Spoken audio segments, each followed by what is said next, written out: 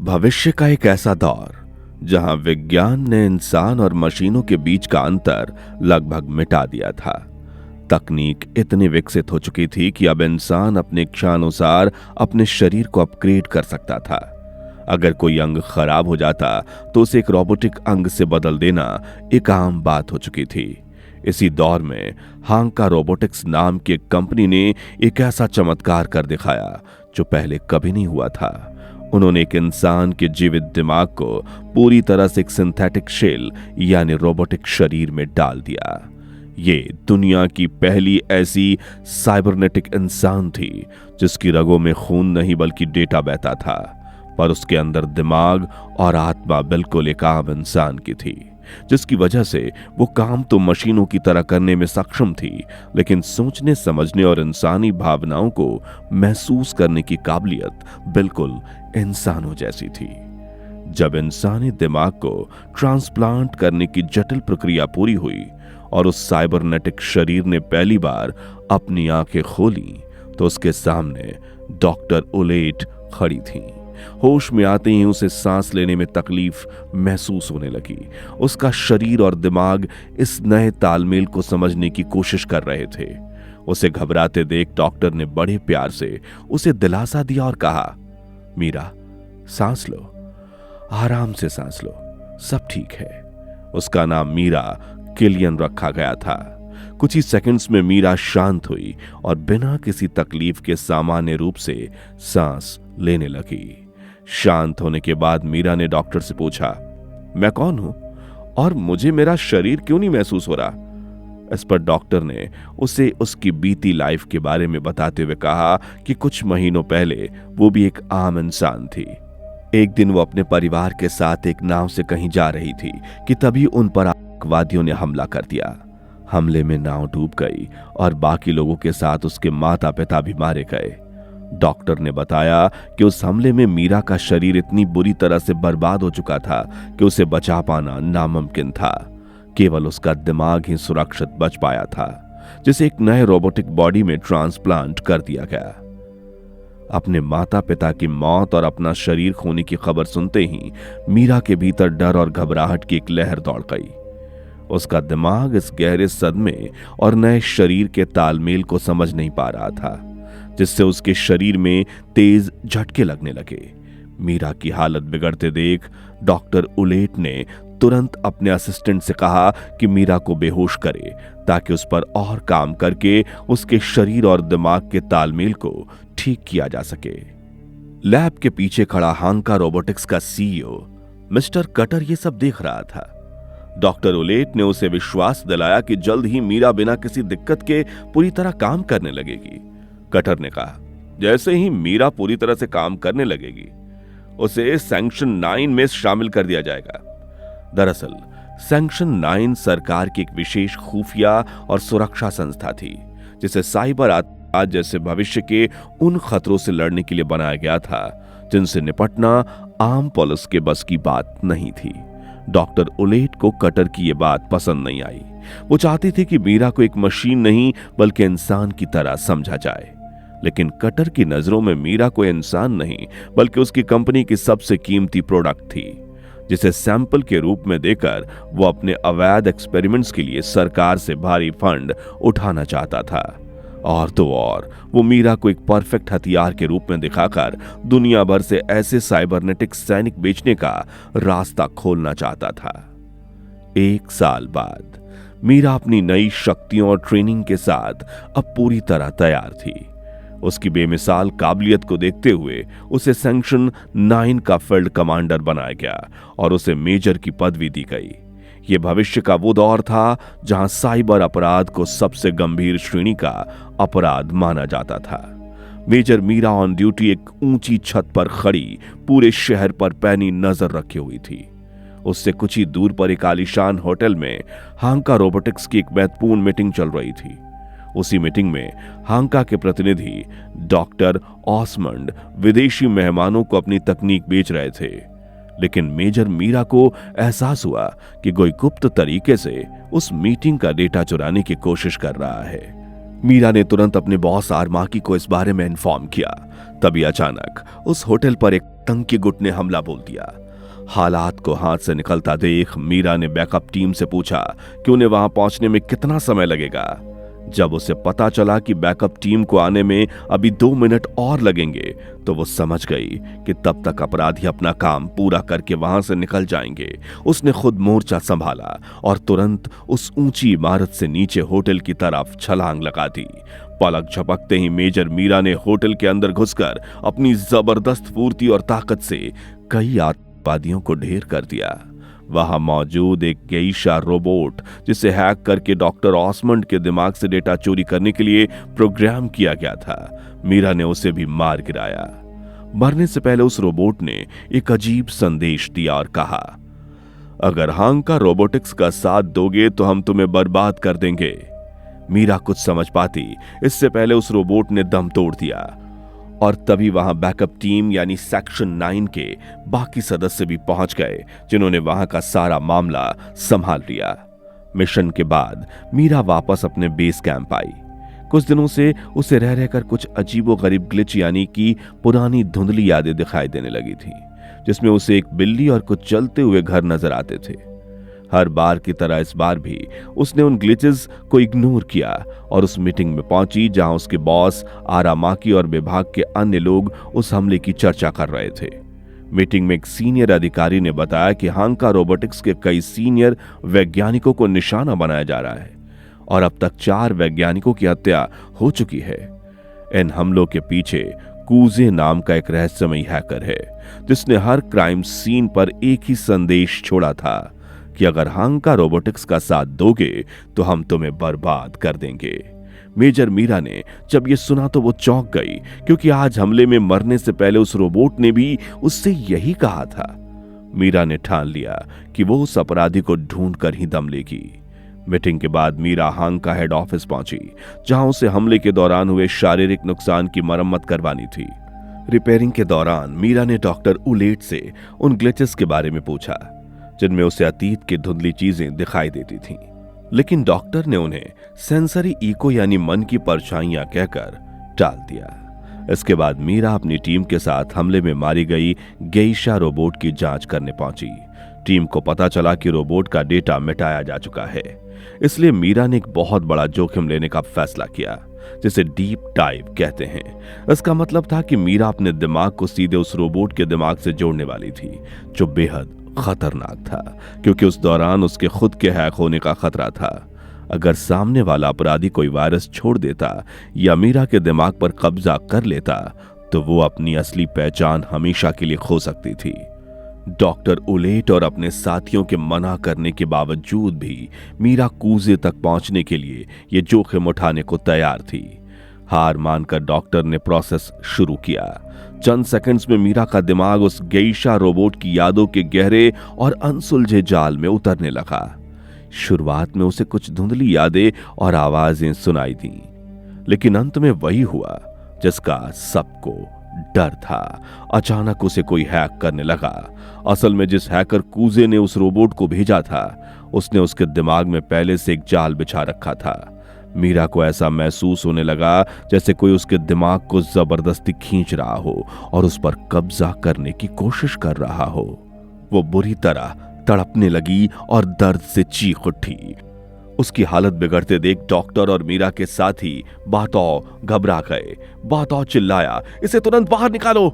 लेकिन हैक इतना शक्तिशाली था कि सिस्टम काम नहीं कर रहा था। कुछ सेकंड्स की देरी मीरा की जान ले सकती थी, इसलिए बातौ ने बिना सोचे मीरा और उस रोबोट के दिमाग से जुड़े उन तारों को जोर से खींचकर डिस्कनेक्ट कर दिया। होश में आते ही मीरा जोर जोर से हांफने लगी, फिर संभलते हुए कहा, मुझे पता है वो कहां है। दरअसल उस हैक के दौरान जब कूजे मीरा के दिमाग में घुसने की कोशिश कर रहा था, तब एक पल के लिए दोनों के दिमाग आपस में जुड़ गए थे। उस छोटे से संपर्क की वजह से मीरा ने कूजे की यादों में एक खास जगह की झलक देख ली थी, जिससे उसे उसके ठिकाने का सुराग मिल गया। मीरा तुरंत अपने दोस्त बातौ के साथ उस ठिकाने पर पहुंची। वो एक अजीब और बदनाम इलाका था, जहां मशीनों के अवैध अंगों का काला बाजार चलता था। बातौ बाहर मोर्चा संभालने के लिए रुक गया, जबकि मेजर मीरा उस ठिकाने के अंदर बने एक नाइट क्लब में घुस गई। जहां चारों तरफ अपराधी और एडवांस्ड लड़ाके मौजूद थे। अंदर जाते ही मीरा को एहसास हुआ कि वहां का सिग्नल पूरी तरह जाम कर दिया गया है, जिससे उसका अपनी टीम से संपर्क टूट गया। तभी अपराधियों के एक गुट ने मीरा को घेर लिया और उसे प्रताड़ित करने की कोशिश करने लगे, लेकिन मीरा ने अपनी जबरदस्त ताकत का इस्तेमाल करते हुए उन सभी को बुरी तरह से मार गिराया और उस ठिकाने के पिछले हिस्से की ओर बढ़ी जहां कूजे के होने की पूरी संभावना थी। मीरा हाथ में गन और चाकू लिए सतर्क होकर धीरे धीरे आगे बढ़ रही थी। जैसे उसने दरवाजा खोला, उसे फिर से ग्लिच हुआ और उसकी आंखों के सामने जलते हुए घर और आग की लपटें दिखाई देने लगीं। उसी वक्त अंधेरे में उसे एक नकाबपोश आकृति दिखी, जिसने रोबोटिक आवाज में वही चेतावनी दोहराई, अगर हांका रोबोटिक्स का साथ दोगे तो हम तुम्हें बर्बाद कर देंगे। मीरा ने एक पल बिना गवाए उस पर फायरिंग कर दी, लेकिन गोलियां उस आकृति के आर पार निकल गईं, क्योंकि वो कोई असली इंसान या रोबोट नहीं बल्कि एक होलोग्राम था, यानी प्रकाश से बनी ऐसी आकृति जो बिल्कुल असली इंसान की तरह दिखाई देती है। वो होलोग्राम केवल मीरा को भटकाने के लिए वहां रखा गया था। तभी बातो उसे ढूंढते हुए वहां पहुंच गया, लेकिन उस कमरे में कूजे ने एक भयानक जाल बिछा रखा था। अचानक वहां रखे उपकरणों में बीपिंग की आवाज तेज हुई और एक जबरदस्त धमाका हुआ। मीरा ने अपनी फुर्ती और मजबूत साइबरनेटिक शरीर का इस्तेमाल करते हुए खुद को धमाके के सामने कर दिया ताकि वो बाताओ को बचा सके। धमाका इतना शक्तिशाली था कि बाताओ की आंखों को भारी नुकसान पहुंचा और वो जमीन पर गिरकर दर्द से कराह उठा। मीरा ने खुद इस ब्लास्ट का ज्यादातर हिस्सा अपने शरीर पर झेला था, जिससे उसके शरीर को भी काफी नुकसान पहुंचा था। धमाके के बाद मीरा और बाताओ को हांका रोबोटिक्स की लैब में ले जाया गया। मरम्मत के दौरान डॉक्टर उलेट ने मीरा से उन ग्लिच के बारे में पूछा जो अब काफी गंभीर होते जा रहे थे। मीरा ने बताया कि डीप डाइव के बाद से उसे पुरानी यादों के साए और भी ज्यादा दिखाई दे रहे हैं। डॉक्टर उलेट ने कहा कि उसने रोबोट के दिमाग में घुसकर अपनी सुरक्षा खतरे में डाल दिया था। यह उसी का साइड इफेक्ट हो सकता है। धमाके में दोनों आंखें खोने के बाद बाताओ को टैक्टिकल आईज लगाई गईं, जिनसे अब वो रात में भी साफ देख सकता था और मीलों दूर तक जूम कर सकता था। हादसे के बाद हांका रोबोटिक्स का सीईओ कटर सेक्शन 9 चीफ आरामाकी से मिलने पहुंचा। कटर इस बात से बेहद नाराज था कि मीरा मरते मरते बची थी। कटर ने साफ शब्दों में चीफ आरामाकी को चेतावनी दी कि मीरा उसके लिए सिर्फ एक प्रोडक्ट नहीं बल्कि उसकी कंपनी की सफलता का आधार है। उसने धमकी देते हुए कहा कि अगर दोबारा मीरा की सुरक्षा खतरे में पड़ी तो वो आरामाकी के पूरे विभाग को ही बंद करवा देगा। कटर की धमकी के कुछ ही समय बाद शहर में फिर से हलचल मच गई, क्योंकि हांका रोबोटिक्स के एक और सीनियर साइंटिस्ट की बेरहमी से हत्या कर दी गई थी। इस बार हमलावर ने सीधे सुरक्षा घेरे को तोड़कर वैज्ञानिक को अपना निशाना बनाया था। जांच के दौरान मीरा और टीम को एक चौंकाने वाली बात पता चली। कूजे एक एक करके हांका के उन सभी लोगों को खत्म कर रहा था जो प्रोजेक्ट 2571 से जुड़े थे। प्रोजेक्ट 2571 वही प्रोजेक्ट था जिसके अंदर मीरा को बनाया गया था। जांच में मीरा को एक और बड़ा सुराग मिला। कूजे का अगला शिकार कोई और नहीं बल्कि डॉक्टर उलेट थी। मीरा ने फौरन पूछा, डॉक्टर उलेट इस वक्त कहां हैं? उधर उलेट अपनी कार से घर जा रही थी। तभी कूजे के भेजे गए दो गुंडों ने एक भारी ट्रक से डॉक्टर की कार को एक जोरदार टक्कर मारी। टक्कर इतनी भयानक थी कि उलेट की कार एक खिलौने की तरह हवा में उड़ी और दूर जाकर उल्टी गिर पड़ी। डॉक्टर उलेट जैसे तैसे कार से बाहर निकली। कूजे के गुंडे हाथ में गन लिए ट्रक से उतरे और धुआंधार फायरिंग करने लगे, पर इससे पहले कि वो डॉक्टर उलेट को मार पाते, मेजर मीरा और उसकी टीम वहां पहुंच गई। टीम ने तुरंत जवाबी हमला करते हुए डॉक्टर उलेट को सुरक्षित घेरे में ले लिया और एक गुंडे को वहीं ढेर कर दिया। दूसरा गुंडा मौका पाकर वहां से भागने लगा, जिसे देख मीरा तुरंत उसके पीछे दौड़ पड़ी। काफी दूर तक पीछा करने के बाद आखिरकार मीरा ने उसे पकड़ ही लिया। एक भयानक फाइट के बाद उसने उसे गिरफ्तार किया और पूछताछ के लिए सेक्शन 9 के डिटेंशन सेंटर ले आई। पकड़े हुए गुंडे का नाम ली था। पूछताछ के दौरान ली काफी डरा हुआ था और बेहद अजीब बर्ताव कर रहा था। उसकी बातों से ऐसा लग रहा था जैसे उसके दिमाग के साथ छेड़छाड़ करके रियलिटी और फैंटेसी के बीच का अंतर ही मिटा दिया गया है। वो अपनी यादों में एक ऐसी पत्नी और बेटी का जिक्र कर रहा था जो असल में कभी थे ही नहीं। तभी अचानक ली का रवैया पूरी तरह बदल गया। उसकी आवाज में एक मशीनी भारीपन आ गया। सब समझ गए कि अब ली के अंदर कूजे था, जिसने उसे हैक करके उसके दिमाग पर कब्जा कर लिया था।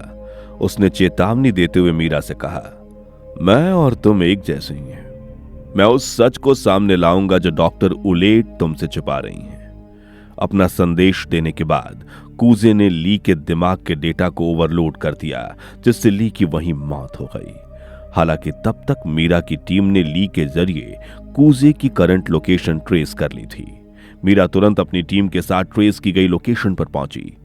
वो शहर के एक पुराने इंडस्ट्रियल इलाके में बनी एक विशाल गुप्त लैब थी, जो बाहर से बिल्कुल खंडहर नजर आती थी, लेकिन अंदर का नजारा बेहद डरावना और अजीब था।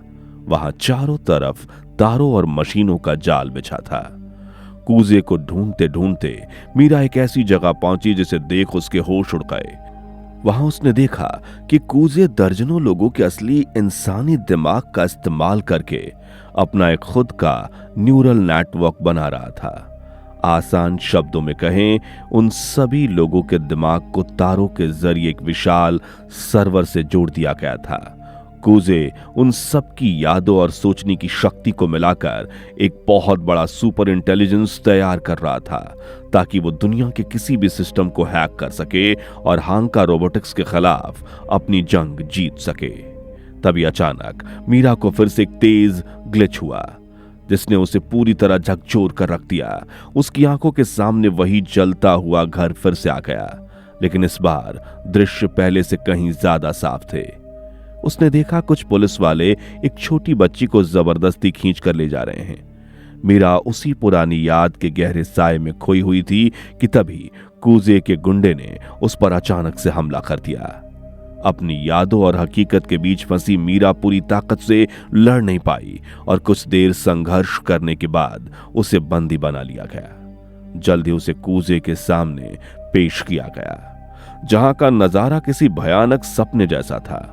कूजे का शरीर आधा इंसानी और आधा मशीनी था, जो अनगिनत तारों से एक विशाल नेटवर्क से जुड़ा हुआ था। कूजे ने मीरा को बताया कि वो कोई अपराधी नहीं, बल्कि हांका रोबोटिक्स के प्रोजेक्ट 2571 का एक हिस्सा था, जो असफल रहा। यह सुनकर मीरा सन्न रह गई, क्योंकि उसे बताया गया था कि प्रोजेक्ट 2571 की वो पहली एक्सपेरिमेंट थी। उसने मीरा को वो कड़वा सच बताया, जिसे सुनकर उसके होश उड़ गए। उसने कहा, तुम प्रोजेक्ट 2571 की पहली एक्सपेरिमेंट नहीं हो, बल्कि तुमसे पहले मुझ पर और मेरी तरह सैकड़ों लोगों पर भी यही एक्सपेरिमेंट किया गया था। कूजे ने कहा, मैंने वो दर्द सहा है जब डॉक्टर ने मुझे कचरा समझकर अलग फेंक दिया, क्योंकि मेरा दिमाग उनकी मशीन के साथ तालमेल नहीं बिठा पाया था। उसने मीरा को चिताया कि जो दवा उसे दी जा रही है वो उसकी मदद के लिए नहीं, बल्कि उसकी यादों को दबाए रखने के लिए है।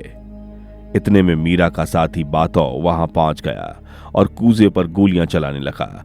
कूजे ने जवाबी फायरिंग की और वहां से बच निकला। मीरा कूजे की बातें सुनकर हैरान थी। वो गुस्से में सीधे डॉक्टर उलेट के पास गई और कूजे की बातों का सच पूछा। उलेट ने पहले तो बात टालनी चाहिए, पर मीरा का गुस्सा देखकर उसे सच बताना ही पड़ा। डॉक्टर ने माना कि मीरा से पहले 98 लोगों पर वो एक्सपेरिमेंट्स किए जा चुके थे और वे सभी फेल रहे। उलेट ने आगे बताया कि एक्सपेरिमेंट्स के लिए मिस्टर कटर इंसानों को लाते थे, लेकिन वे कहां से लाते थे, वो कौन लोग होते थे, ये उसे कभी नहीं बताया गया। मीरा को यकीन होने लगा कि कूजे सच बोल रहा था। उसने पूछा कि क्या वो हादसा जिसमें उसका शरीर बर्बाद हो चुका था और उसके माता पिता मारे गए थे, वो सच था? डॉक्टर ने साफ मना कर दिया और स्वीकार किया कि उन्होंने मीरा को फॉल्स मेमोरीज दी थी, ताकि वो अपनी असली अतीत को भूल जाए। मीरा ने आंखों में आंसू लिए पूछा, उसका असली अतीत क्या है? इस पर डॉक्टर ने कहा कि ये कटर के अलावा कोई नहीं जानता। ये सब मीरा के लिए बर्दाश्त से बाहर था। वो गहरे दुख और सदमे में वहां से चली गई उधर हांका के हेडक्वार्टर में कटर ने मीरा के सिस्टम में लगे चिप और लैब की गुप्त रिकॉर्डिंग के जरिए उनकी पूरी बातचीत सुन ली थी। उसने डॉक्टर को पूछताछ के लिए बुलाया। डॉक्टर ने उससे कहा कि वो मीरा की मेमोरी डिलीट कर देगी, जिससे वो सब कुछ भूलकर पहले जैसा काम करने लगेगी। लेकिन कटर ये नहीं चाहता था। वो चाहता था कि मीरा की मेमोरी से कूजे की सारी जानकारी निकालकर मीरा को हमेशा के लिए खत्म कर दिया जाए। मीरा जानती थी कि वो भागकर अपनी सच्चाई कभी नहीं जान पाएगी। जब तक कटर और हांका का सिस्टम सक्रिय है, वे उसे ट्रैक करते ही रहेंगे। इसलिए वो वापस हांका हेडक्वार्टर पहुंची, जहां सुरक्षा कर्मियों ने उसे गिरफ्तार कर कटर के सामने पेश किया। मीरा लैब में बेड़ियों में कैद थी। कटर ने डॉक्टर उलेट को एक इंजेक्शन देते हुए आदेश दिया कि वो इसे मीरा के सिस्टम में इंजेक्ट कर दे। कटर का मकसद साफ था, मीरा का डेटा निकालने के बाद उसे हमेशा के लिए खत्म करना। उसने उलेट पर दबाव बनाते हुए कहा कि मीरा अब एक मशीन से ज्यादा कुछ नहीं है और कंपनी के हित के लिए उसकी मौत जरूरी है। लेकिन डॉक्टर उलेट का जमीर उन्हें ऐसा करने से रोक रहा था। उन्हें उस मासूम लड़की का चेहरा याद आ रहा था जिस पर उन्होंने एक्सपेरिमेंट किए थे। डॉक्टर उलेट वो इंजेक्शन लेकर मीरा के लैब में गईं, जहां उसे लॉक करके रखा गया था। उसने कटर का दिया हुआ इंजेक्शन लगाने की बजाय बड़ी चालाकी से एक मेमोरी ड्राइव तैयार की, जिसमें मीरा के असली अतीत की कुछ यादें थीं। और इससे पहले कि कटर कुछ समझ पाए, डॉक्टर उलेट ने मीरा के पास जाकर धीरे से उसकी बेड़ियां खोली और वो मेमोरी चिप उसके हाथ में थमाते हुए कहा, ये तुम्हारी असली यादें हैं, इसे ढूंढो और अपनी पहचान वापस पाओ। इतना होने तक कटर पूरा खेल समझ गया। उसने तुरंत सिक्योरिटी अलार्म बजा दिया, लेकिन जैसे तैसे मीरा वहां से भागी निकली। गुस्से में बौखलाए कटर ने डॉक्टर उलेट को गोली मार दी, जिससे उनकी मौके पर ही मौत हो गई। डॉक्टर उलेट की हत्या के बाद कटर ने तुरंत एक चाल चली। उसने लैब के फुटेज और सबूतों के साथ छेड़छाड़ की और पूरी टीम के सामने यह घोषणा कर दी कि मेजर मीरा पागल हो गई है और उसने ही डॉक्टर उलेट का मर्डर किया है। कटर ने अर्जेंट मीटिंग बुलाई और बिना वक्त गवाए मीरा को टर्मिनेट यानी खत्म करने का सीधा ऑर्डर दे दिया। टीम मेंबर बातों को मीरा पर पूरा भरोसा था। उसने कटर के इस आदेश का विरोध किया। वहीं चीफ आरामाकी भी कटर की चालाकी को अच्छी तरह समझ चुके थे। उन्होंने कटर की आंखों में देखते हुए कहा, डॉक्टर उलेट को मीरा ने नहीं बल्कि तुमने मारा है। यह सुनकर कटर बौखला गया, क्योंकि उसे उम्मीद नहीं थी कि चीफ और सेक्शन 9 के मेंबर उसके सामने इस तरह खड़े हो जाएंगे। मीरा डॉक्टर उलेट के दिए उस मेमोरी कार्ड से मिले एक पते पर गई, जहां उसकी मुलाकात एक बुजुर्ग महिला से हुई जिसका नाम मिहिरी था। वो महिला कोई और नहीं बल्कि मीरा की असली मां थी। उस घर में कदम रखते ही मीरा को कुछ कुछ जाना पहचाना सा लगने लगा। उसे वो बिल्ली भी मिली जो उसकी यादों में आया करती थी। मीरा को एक कमरे की तरफ एकटक घूरते देख उसकी मां ने कहा, उसमें मेरी बेटी की कुछ चीजें हैं। उसका नाम मोटोको था। दरअसल मीरा का शरीर और चेहरा बदल जाने की वजह से उसकी मां उसे पहचान नहीं पाई थी। उसकी मां ने आगे कहा कि 1 साल पहले उनकी किसी बात पर लड़ाई हुई थी और मोटोको गुस्से से घर छोड़कर भाग गई थी। फिर कुछ दिनों बाद मिनिस्ट्री के लोग आए और उन्हें उसकी बेटी की राख सौंपते हुए कहा कि उसने सुसाइड कर लिया है। लेकिन एक मां का दिल यह मानने को तैयार नहीं था। उन्होंने कहा कि उन्हें यकीन है कि उनकी बेटी ऐसा कभी नहीं कर सकती थी। उसकी मां ने बताया कि मोटोको टेक्नोलॉजी के बढ़ते प्रभाव के खिलाफ लेख लिखा करती थी। वो एक बहुत ही खुशमिजाज और नीडर लड़की थी। मीरा अब समझ चुकी थी कि वो अपनी मां के पास रुकना चाहती थी, लेकिन जानती थी कि कटर फिर उसकी जिंदगी तबाह करने जरूर आएगा, इसलिए पहले उससे निपटना जरूरी था। वहां से निकलकर मीरा ने तुरंत चीफ आरामाकी से संपर्क किया और उन्हें सब कुछ सच सच बता दिया।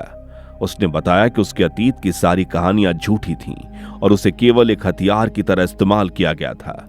मीरा ने यह भी खुलासा किया कि उसकी तरह सैकड़ों मासूमों पर वे एक्सपेरिमेंट्स किए जा चुके थे, जिनमें से कूजे भी एक था। इसी सच्चाई की वजह से कूजे अब हांका को खत्म करना चाहता है। मीरा ने कहा, इन सारी बातों का सबूत डॉक्टर उलेट उन्हें दे सकती हैं। लेकिन चीफ ने कहा, डॉक्टर उलेट अब इस दुनिया में नहीं रही। कटर ने उन्हें मार दिया है। यह सुनकर मीरा के कदम वहीं रुक गए। चीफ ने आगे बताया कि कटर ने बड़ी चालाकी से उलेट के मर्डर का इल्जाम मीरा पर ही लगा दिया है।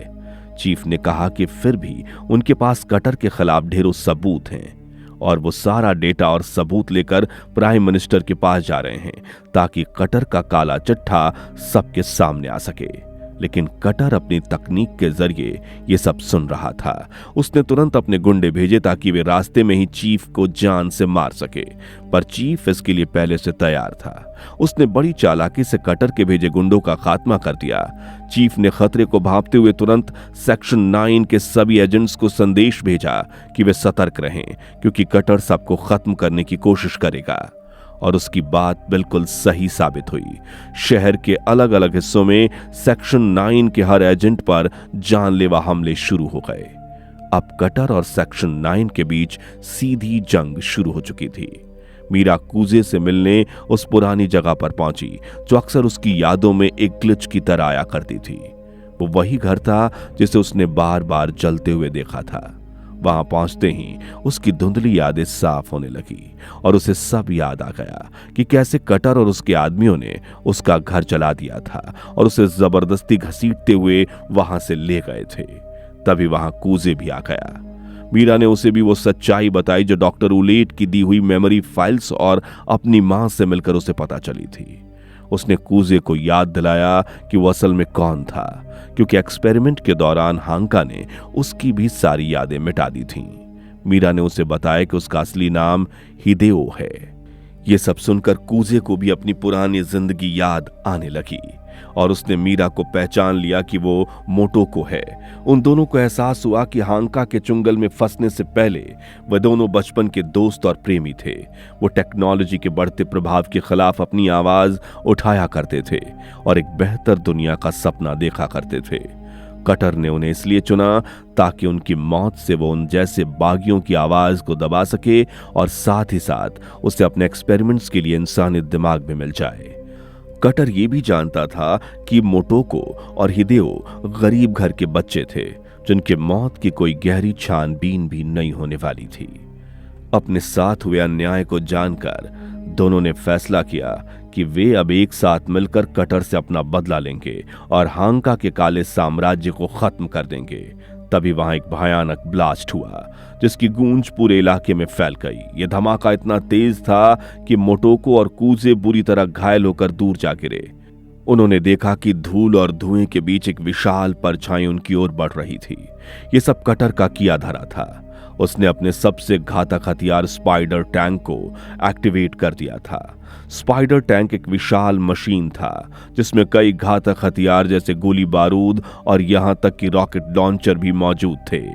कटर अपने ऑफिस में सुरक्षित बैठा ये सब कुछ लाइव देख रहा था और कंट्रोल कर रहा था। कटर ने रिमोट के जरिए टैंक की मशीन गन को एक्टिवेट करते हुए आदेश दिया कि मीरा और कूजे को वहीं खत्म कर दे। स्पाइडर टैंक ने अपनी लाल लेजर लाइट मीरा पर लॉक कर दी और अंधाधुंध फायरिंग शुरू कर दी। मीरा खुद को बचाती हुई तुरंत दीवारों के पीछे जा छिपी, लेकिन ब्लास्ट में अपने दोनों पैर गवा चुके कूजे एक जगह बैठा रहा। कूजे को सामने पाकर स्पाइडर टैंक ने लेजर लाइट कूजे पर लॉक कर दी और वो उसे खत्म ही करने वाला था कि तभी मीरा ने अपनी गन से टैंक पर ताबड़तोड़ फायरिंग शुरू कर दी। उसका मकसद टैंक का ध्यान कूजे से हटाकर अपनी तरफ मोड़ना था और वो इसमें कामयाब भी रही। गुस्से में तमतमाए कटर ने टैंक को आदेश दिया और उसने मीरा को टारगेट कर एक रॉकेट लॉन्चर छोड़ दिया। एक जोरदार धमाका हुआ जिसने आसपास की दीवारों को हिलाकर रख दिया। धमाका इतना शक्तिशाली था कि वहां भयानक तबाही मच गई। कटर को लगा कि मीरा उस धमाके में दबकर मर गई। टैंक अब घायल कूजे की तरफ बढ़ा और उसे खत्म करने ही वाला था, तभी अचानक मलबे से निकलकर मीरा वहां आ गई। उसने अपनी पूरी ताकत झोंक दी और छलांग लगाकर सीधे टैंक के ऊपर चढ़ गई। कटर अपने ऑफिस से यह सब देख रहा था और उसे यकीन नहीं हो रहा था कि मीरा अब भी लड़ रही थी। मीरा ने टैंक के भारी कंट्रोल सिस्टम को अपने हाथों से पकड़ लिया और उसे उखाड़ने की कोशिश करने लगी, जिससे उसके शरीर पर इतना दबाव पड़ा कि उसके मशीन वाले अंग के परखच्चे उड़ने लगे और अंदर का ढांचा साफ दिखने लगा। उसकी खाल फटने लगी थी, लेकिन उसने हार नहीं मानी और अपनी पूरी जान लगाकर उसने आखिर में टैंक के कंट्रोल सिस्टम को उखाड़ फेंका और उसे पूरी तरह से डिस्ट्रॉय कर दिया। टैंक के नष्ट होते ही एक जबरदस्त ब्लास्ट हुआ। उस धमाके की चपेट में आने से मीरा दूर जा गिरी और बुरी तरह घायल हो गई। उसका शरीर अब जवाब दे रहा था। हालांकि उसने अपने बचपन के प्यार कूजे की जान बचा ली थी और कटर के सबसे बड़े हथियार को तहश नहश कर दिया था। धमाके के बाद का मंजर बेहद दर्दनाक था। मीरा का एक हाथ टूटकर शरीर से अलग हो चुका था और कूजे के दोनों पैर पहले ही पूरी तरह बर्बाद हो गए थे। वे दोनों चलने की हालत में भी नहीं थे। तभी कटर ने अपने स्नाइपर टीम को आदेश दिया कि मौके पर जाकर उन्हें पूरी तरह से नष्ट कर दिया जाए। एक विशाल हेलीकॉप्टर स्नाइपर टीम को लेकर उनकी ओर बढ़ा और जल्द ही वे उन तक पहुंच गए। हेलीकॉप्टर में बैठे एक स्नाइपर ने अपनी गन की लेजर पॉइंट लॉक की और कूजे के सिर में गोली मार दी, जिससे उसकी वहीं मौत हो गई। अपने प्यार को अपनी आंखों के सामने मरता देख मीरा दर्द से चीख पड़ी, लेकिन वह असहाय थी। अब स्नाइपर टीम का अगला निशाना मीरा थी। जैसे स्नाइपर उसे मारने वाला था कि तभी चीफ आरामाकी के आदेश पर उनके एक स्नाइपर ने जवाबी हमला कर दिया। चीफ की टीम ने उस स्नाइपर के हेलीकॉप्टर को गोलियों से छलनी कर दिया और उसे नीचे गिरा दिया। इसी बीच बात और तुरंत मीरा के पास पहुंचा और उसे सुरक्षित वहां से रेस्क्यू कर लिया। दूसरी तरफ चीफ आरामाकी सीधे कटर के ऑफिस पहुंचे। उन्होंने कटर को बताया कि वे प्राइम मिनिस्टर से मिले और कटर पर मर्डर और साइबर क्राइम के संगीन आरोप साबित हो चुके हैं। कटर अब चारों तरफ से बुरी तरह फंस चुका था। खुद को बचाने का कोई रास्ता न देख उसने मौका पाकर चीफ पर गोली चलाने की कोशिश की, लेकिन चीफ की फुर्ती के आगे वो टिक न सका। चीफ ने पहले ही अपनी गन से उसे निशाना बना दिया। कटर घायल होकर जमीन पर गिर पड़ा और गिड़गिड़ाते हुए अपनी जान की भीख मांगने लगा। चीफ ने तुरंत मेजर मीरा से संपर्क किया और कटर को खत्म करने की अनुमति मांगी, क्योंकि कानून के हिसाब से यह मेजर मीरा की अनुमति के बिना नहीं किया जा सकता था। मीरा ने अडिग आवाज में कहा, मुझे जस्टिस के लिए बनाया गया था और जस्टिस यही कहता है कि इसे मौत के घाट उतार दिया जाए। चीफ ने बिना देर किए कटर पर ताबड़तोड़ गोलियां चलाकर उसे ढेर कर दिया और इस तरह हांका रोबोटिक्स के काले अध्याय का खात्मा हो गया। कहानी के अंत में मीरा उस कब्र पर गई जो मोटोको के नाम से बनी थी। वहां उसकी मां भी मौजूद थी। मीरा ने अपनी मां से कहा, मां, अब आपको यहां आने की जरूरत नहीं। उसकी मां जान चुकी थी कि मीरा ही उसकी बेटी मोटोको है। उसने मुस्कुराते हुए अपनी बेटी का चेहरा छुआ और दोनों ने भावुक होकर एक दूसरे को गले लगा लिया। सब कुछ होने के बाद एक बार फिर मीरा ने चीफ आरामाकी के नेतृत्व में मेजर का पद संभाला और अपनी टीम के साथ शहर के अपराध मिटाने के काम में जुट गई। दोस्तों, उम्मीद है आपको यह कहानी पसंद आई होगी। अगर हां तो इस वीडियो पर एक लाइक जरूर करें और ऐसी बेहतरीन फिल्मों की कहानियों के लिए हमारे चैनल शॉर्ट फ्लिक्स को सब्सक्राइब करना ना भूलें। मिलते एक और जबरदस्त कहानी के साथ, तब तक के लिए धन्यवाद।